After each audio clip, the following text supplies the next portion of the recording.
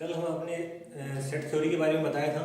आज हम आपको टाइप ऑफ सेट्स बताएंगे, यानी सेट्स के कितने प्रकार होते हैं उनके टाइप बताएंगे सारे के सारे, ठीक है ना। सबसे पहले इसमें होता है सिंगल टोन सेट। सबसे पहला टाइप आपके हो गया single tone set. Single tone set को क्या होता है कि ऐसा सेट जिसके अंदर सिर्फ एक ही एलिमेंट आपके हो, जैसे आपने लिखा एक, ये क्या है आपका एक सिंगल टोन सेट। आपने लिखा जैसे बंडे, ये क्या है आपका सिंगल टोन सेट, यानी एक ऐसा सेट जिसमें सिर्फ आपके एक ही एलिमेंट हो, या इसको आप ऐसे लिख सकते हो x such that x is equal to 1। ये भी क्या है आपका सिंगल टोन सेट, यानी एक ऐसा सेट जिसमें सिर्फ एक ही एलिमेंट विद्यमान होता है वो सिंगल टोन सेट कहलाता है आपका, ठीक है। सेकंड आपके आता है नल सेट। नल सेट का मतलब होता है रिक्त समुच्चय। सेट का मतलब क्या होता है समुच्चय, यानी ऐसा समुच्चय जो रिक्त हो। रिक्त का मतलब क्या हो, जिसके अंदर कोई भी एलिमेंट नहीं होता, वो आपका क्या होता है नल सेट कहलाता है आपका। ऐसा सेट जिसके अंदर कोई भी एलिमेंट आपका नहीं हो वो क्या कहलाता है नल सेट कहलाता है। इसको आप फाई से भी लिख सकते हैं, जैसे ठीक है ना, इसको आप फाई, ये होता है फाई, इसको इससे भी लिख सकते हैं और इस तरह से भी लिख सकते हैं, यानी एक ऐसा सेट जिसके अंदर कोई भी एलिमेंट विद्यमान नहीं होता है वो क्या कहलाता है आपका नल सेट। तीसरा टाइप का आपका सेट आता है, कौन सा सेट है फाइनाइट सेट। फाइनाइट सेट किसको कहते हैं, फाइनाइट सेट उस सेट को कहते हैं जिसके अंदर एलिमेंट्स की संख्या निश्चित होती है, यानी आप पहले से डिफाइन कर सकते हैं कि इस समुच्चय में कितनी संख्याएं होंगी। जैसे आपने लिखा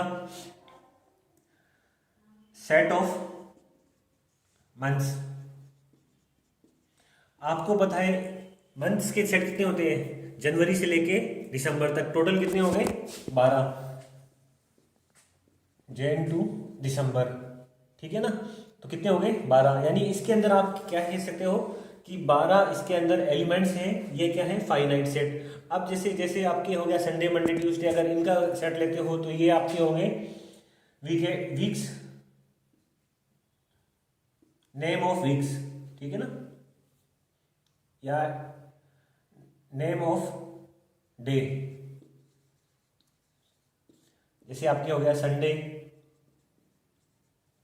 मंडे, ऐसे आप करोगे Saturday.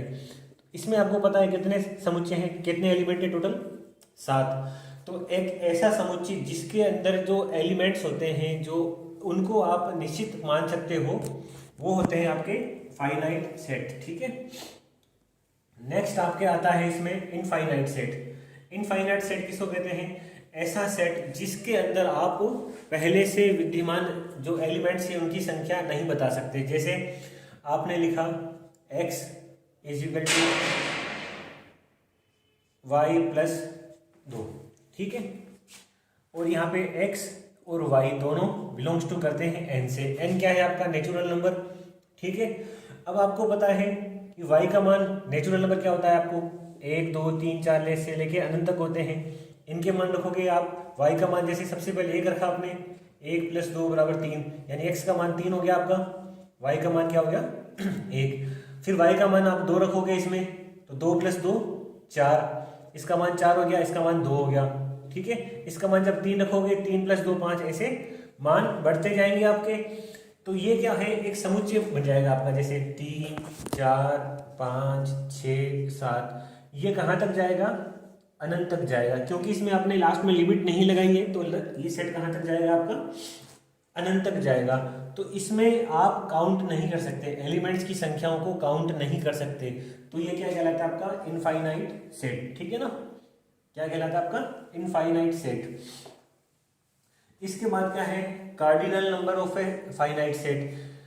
Cardinal number of a finite set. Finite set आपको पता है ऐसा समुच्चय जिसके अंदर आप एलिमेंट्स की संख्या निश्चित कर सकते हो, यानी गिन सकते हो।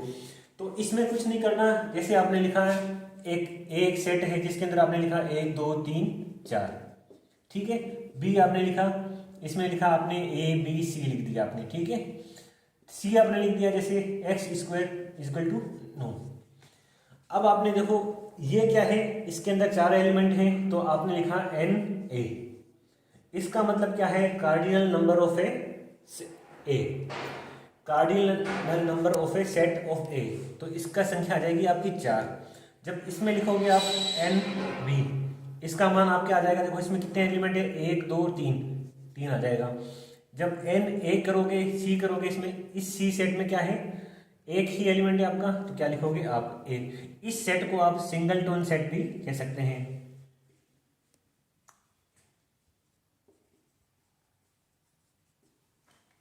ठीक है, तो ये आपका सिंगलटन हो गया, नल सेट हो गया, फाइनाइट सेट हो गया, इनफाइनाइट हो गया, कार्डिनल नंबर हो गया। ठीक है, अब नेक्स्ट जो आपका आता है वो इसमें आता है इक्विवेलेंट सेट। ठीक है, और इक्वल सेट। ये दोनों एक जैसे दिखाई देते हैं, थोड़ा सा डिफरेंस होता है। डिफरेंस क्या होता है आपको बताते हैं। जैसे आपने देखो ये सेट देख रहे हो, आपने लिखा A और B। ठीक है, अब A में आपको पता है 4 एलिमेंट हैं, B में आपके 3 एलिमेंट हैं। ठीक है, अब आप देखो, अगर यहाँ पे इसमें एक एलिमेंट और लिख दो आप D, अब इसमें क्या हो जाएगा, Na is equal to 4, NB is equal to 4। दोनों में क्या है, 4 एलिमेंट आ गए। तो जब किसी भी सेट के कार्डिनल नंबर बराबर आ जाए, यानी जो एलिमेंट्स हैं उनकी संख्या बराबर हो, तो वो क्या कहलाता है आपका इक्विवेलेंट सेट। अब इसको आप लिख सकते हैं A इक्वल B। ठीक है, यानी इसके अंदर एलिमेंट्स की संख्याएं बराबर है। इक्वल सेट क्या होता है, इक्वल सेट इसको कहते हैं, यहाँ पे आपने एक सेट ले लिया C, इसमें आपने लिखा D C B और A। ठीक है, एक आपने सेट ले लिया D, जैसे आपने 4 3 2। अब देखो जो आपके NC आपने लिखा, इसमें क्या है, एलिमेंट्स 4, और आपने ND लिखा है, cardinal number of A set D, इसमें आपके 3 एलिमेंट आ जाएंगे, क्योंकि 1 2 और 3। अब आप देखो A में क्या है, 1 2 3 4, B में क्या है, A B C D, यानी इनमें एलिमेंट्स की संख्याएं तो बराबर है, लेकिन जो अंदर वाले एलिमेंट्स हैं वो भी आपस में बराबर है क्या। अब देखो इसमें A B C D है, इसमें क्या है D C B A, यानी 4 एलिमेंट इसमें, 4 इसमें लेकिन इसमें देखो A B C और D चारों चीज बराबर है। तो आप इसको क्या लिख सकते हो, A इक्विवेलेंट। इक्विवेलेंट में क्या होता है, इक्वल के ऊपर आप ऐसे एक साइन लगा दें, इसका मतलब क्या होता है इक्विवेलेंट। इसको लिखा आपने C। ठीक है, ये आपने लिख दिया, इसका मतलब क्या होता है A इक्विवेलेंट C, यानी A और C में एलिमेंट भी बराबर हैं, और जो उनकी जो अंदर एलिमेंट्स हैं उनके मान भी आपस में बराबर होते हैं।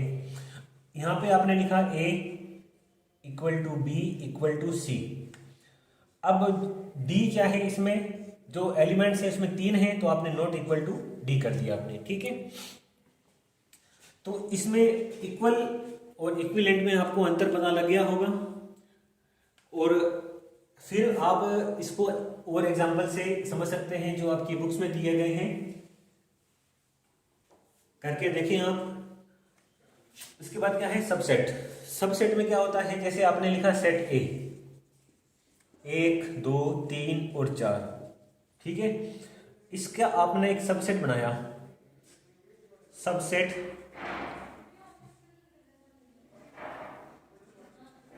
ऑफ A इज B इसका एक सबसेट है।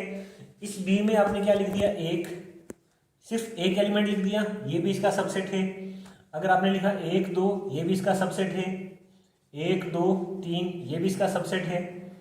1 2 3 और 4, ये चीज लिखते हो, ये भी इसका सबसेट है। सबसे इंपॉर्टेंट चीज यही होती है कि every set is a subset of self, यानी वो खुद का ही एक सबसेट होता है। कोई भी सेट उसका खुद का एक सबसेट होता है। ठीक है ना, तो ये भी इसका एक सबसेट होता है। ठीक है, और इसकी एक प्रॉपर्टी होती है कि every subset is contain in set, यानी जितने भी आपके सबसेट होते हैं वो इस सेट के अंदर विद्यमान होंगे। अब देखो 1 इसके अंदर है, 1 2 भी इसके अंदर है, 1 2 3 भी इसके अंदर है, 1 2 3 4 भी इसके अंदर है। ये हो गए इसके सबसेट। यानी सबसेट क्या होता है, किसी भी सेट से लेके उसके अवयव लेके जो एक छोटा सेट बनाया जाए, छोटा सेट बनाया जाता है उसको बोलते हैं सबसेट। इसके बाद आपको इसके ऊपर जो प्रॉपर्टीज हैं वो करवाई जाएगी। ये मेरे एक नंबर हैं, आप इन पे कांटेक्ट कर सकते हैं। अगर इसके बारे में आपको कोई क्वेरी है तो आप मेरे को मैसेज कर सकते हैं और मेरे YouTube चैनल पे आप मेरे को कमेंट कर सकते हैं। ठीक है, धन्यवाद।